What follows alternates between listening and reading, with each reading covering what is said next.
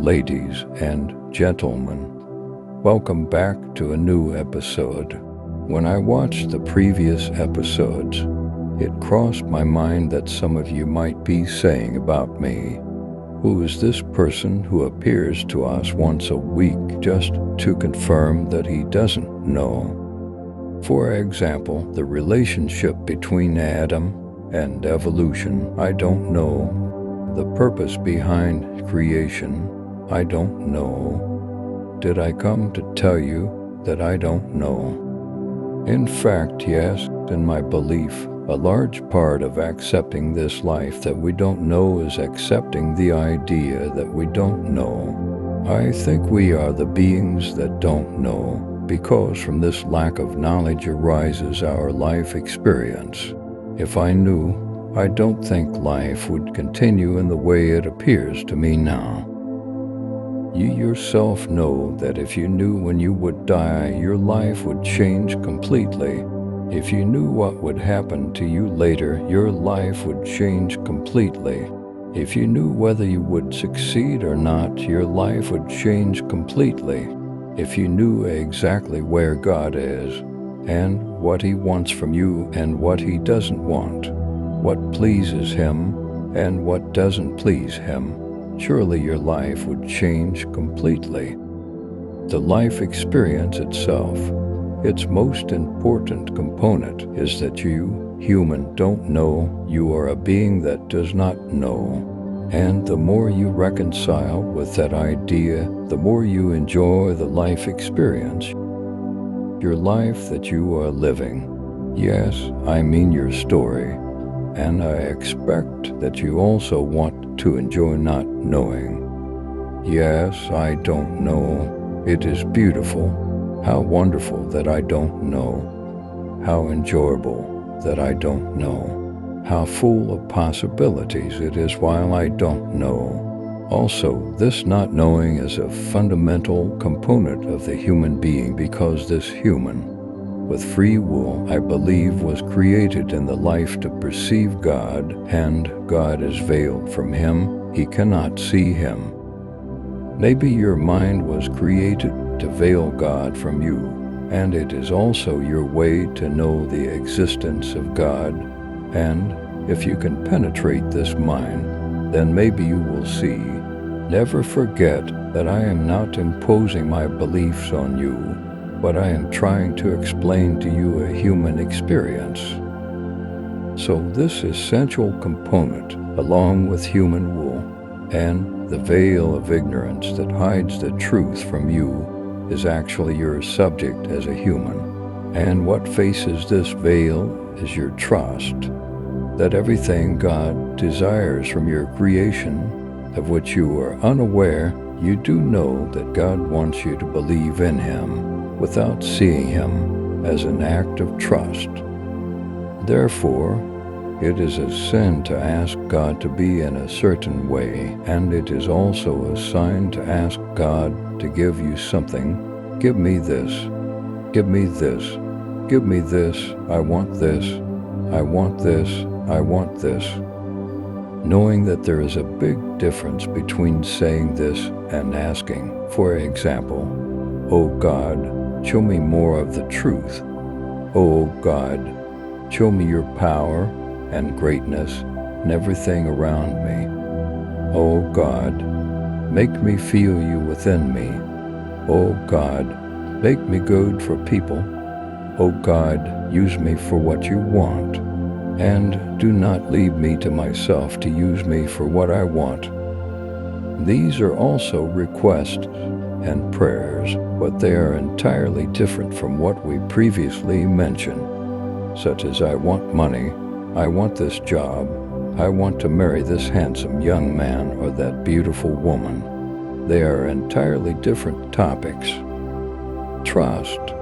In some cultures, when something bad or harmful happens, there are people who say perhaps it's for the best, and in some way they find a way out of this harm by believing that there is good that comes from this harm. Or, as we mentioned in the episode about the problem of evil, you look at life as a whole and say, This is life. There is no good and no evil. There is no good and evil, but rather I am the one who sees good and evil from my perspective. And this is not the truth. And I don't know the truth. Have you noticed when you say, I don't know? The one who knows is the one who knows where the good and evil are, what is beneficial and what is not, who knows about life and death. And who does not know? So the more you believe that you don't know, the more your mind listens to you and believes that it doesn't know. So when something bad happens, you say about this bad thing, not only that it may be good and I didn't notice, but that I simply don't know. I only know that this happened, and the question is, how will I deal with this bad thing that happened? Exactly, just as you asked yourself, why did God create me, and what was His purpose in creating me? Then you discovered that this question is not for me to ask, and the question I should be asking is, I am here now, so what should I do here? I am in this situation now to do what? I am among these people to do what? I am speaking to you now to tell you what? What is my work, my role, and my duty in my life that I manage with my free will? What about that? The depth of the topic of trust is from the depth of the topic of humanity. There are those who enter a crowded place confident that by believing they will find a spot to park their car, and indeed they find the spot. It starts with small things like that. And there are some people who want anything, then write it on a paper and believe they will get it. And they indeed get it. I have seen such people. And there are some people who do this too, and nothing happens. Here there are two things we can point out. It may not happen because they do not know how to believe sufficiently, and what works for you might not work for others, and what works for others may not necessarily work for you. Don't forget that life is an individual experience. Some people see God in blessings. They feel God's presence when they are provided for. Some people see God in their deprivation, and some find God in pain, while others find God in ease. Some find God in noise, and others in quiet, and so on. We are beings who come into life alone and also die alone. We all are like this. You come alone and leave alone. Your experience in existence is also an individual experience.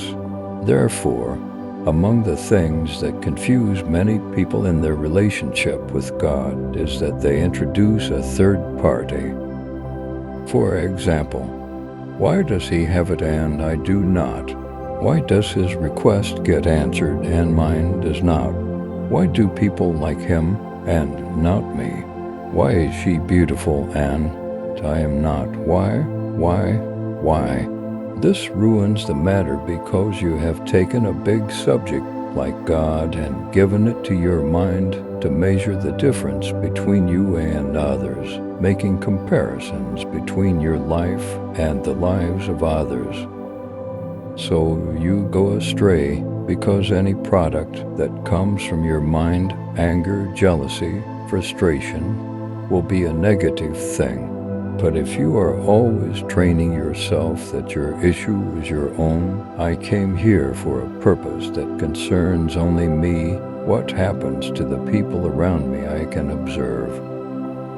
I am currently sharing with you what is going on in my mind, not for you to be like me, nor to do what I do. Rather, when we observe how someone handles a particular issue, you too, that peace inside you dealing with your issue, your personal issue, will act. When you watch someone handle a situation, you don't want to act like them. Rather, you want to make what's inside you work in a way that suits your own specific situation. But you are here as an individual, and your relationship with God is solely yours. This leads me to a point I find very important. In the matter of searching for God within yourself, searching for what inside you believes in God, because if you search outside, you won't find anything. You will only find God when you are ready within yourself to find Him, because God is always present. That idea is an invitation to understand that when I comprehend meaning individually, that I am a unique individual experience and not like anyone else's experience. It does not mean that if someone asks God for something and it happens, it will also happen for me if I ask. Nor does it mean that if someone sees God in a certain way, I should see God in the same way. So, if you are content with what you have, you will be satisfied. If you desire what others have, you will be unhappy. Similarly, with faith, be compassionate with yourself. I feel the overwhelming power of God in the universe. Indeed, from the intensity of my sense of God's power, I always stand and worship, reflect, and humble myself in prayer to God. I always do this alone, remembering God and contemplating His power, sensing His majesty, His presence, and His greatness. But I am among those who have issues with the details of religion. I don't mean a lack of acknowledgement, but rather distraction and being preoccupied. For example, currently, if you focus your mind on the details of the area where you have a problem, whether it's an issue with evil or something that's hard for you to understand or relate to a scientific theory like the beginning of creation with Darwin's theory, or an interpretation or a verse, or even if you have a problem with a detail in the religion itself like me, beware, you are a being who does not know. If you have memorized the religious texts and your language and mastery of the original language in which the book was written and all its grammatical details are excellent, even if you know everything about this, it does not mean that you know everything about religion or everything about God. You do not know everything about the people around you or even about yourself. So how can you know everything about God?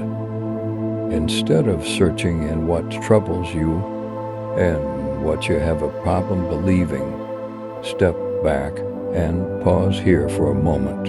Pause and seek help from that point. When you have a problem with part of your faith, do not search for a solution with your mind or look for someone to find a solution for you. You won't find it. Most likely, those you seek will only confirm the problem you have and won't find a solution for you, because it will be through your mind. Your mind, which we agreed will process inputs to align with what is within you. But if you have firm certainty about something, you can develop this certainty, and it will attract what helps it. God will bring to you what will help you. This process is not about you. What concerns you is, what should I do about this topic? What am I truly searching for? Am I searching for what deepens my faith or for what deepens my doubt? You are the one who knows this from within yourself, regardless of what you say from outside. You know what you are searching for within yourself.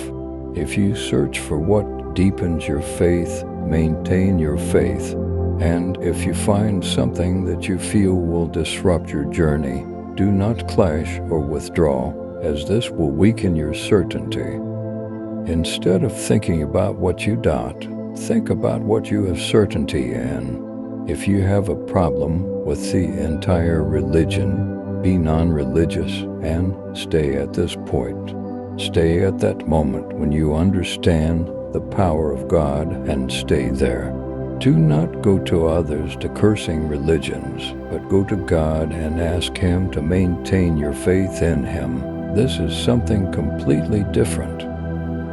What happens in reality is the opposite, because the ego inside you wants to confirm the doubt as your ego feeds on this doubt. It drives you to attack those around you, making you completely unprepared to search, making you entirely unprepared to understand and ready to see the truth. And you actually want. You say you are searching for the truth, so you are lying to yourself, or to be more precise, your mind is the one lying to you. Instead of taking steps in doubt, take steps back to certainty and stop. Then seek help from the only one who can assist you. No one helps anyone here on earth. Of course, we can help each other, pointing out things to one another in a dark part. Through constructive discussion, someone can illuminate an idea for me. In my profound darkness, someone might see something that I do not. Originally, there is no knowledge without our Lord. The people around you are not interested in teaching you, but God is the one who lights the way for you to know. I expect the idea is clear now. Maintain what you have, and do not underestimate that your mind might obscure your faith. Please contemplate the issue of your ignorance and the limitations of your mind. Know that within you lies what is unlimited, and to reach it, you must rid yourself of what is limited within you. Say Amen. See you in the next episode. God willing. Regards, willing. Regards, willing. We're glad you made it this far. If our video ignited something within you, we're honored. Join our Javan Rusa community to explore more and be part of our journey.